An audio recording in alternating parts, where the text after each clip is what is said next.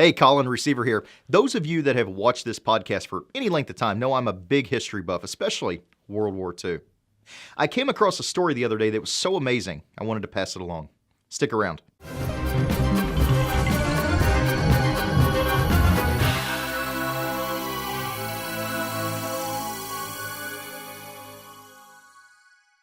You may have heard about the sinking of the USS Indianapolis. If not, here's the summary.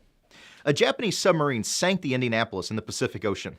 About 900 crewmen survived after the sinking, but after 4 days in the water with man-eating sharks, only about 317 ultimately survived. It's the stuff of legends, and it's what I generally considered one of the worst animal attacks ever on people. But I found out there was actually a worse animal attack earlier in 1945. This attack goes down in the Guinness Book of World Records as the worst animal attack on humans. Here's the story. For 2 weeks in January and February 1945, Allied forces tried to dislodge Japanese forces from the WWII Island off the coast of Burma. The Allies finally got the upper hand and forced about 990 Japanese troops to seek refuge in about 10 miles of dense swamps.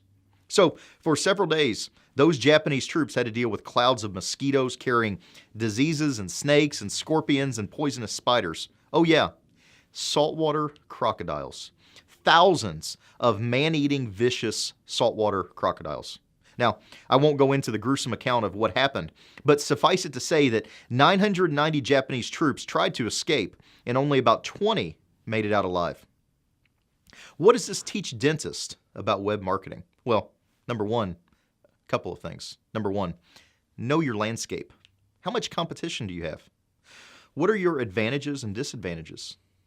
Where are your opportunities and what are your pitfalls?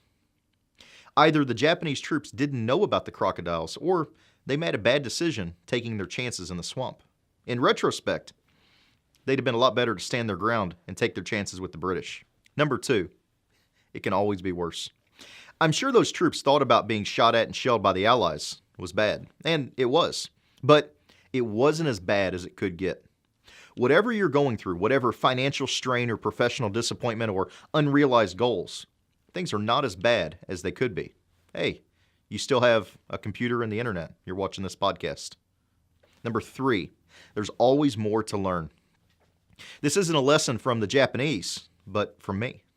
I thought I knew quite a bit about World War II, but this story was actually new to me.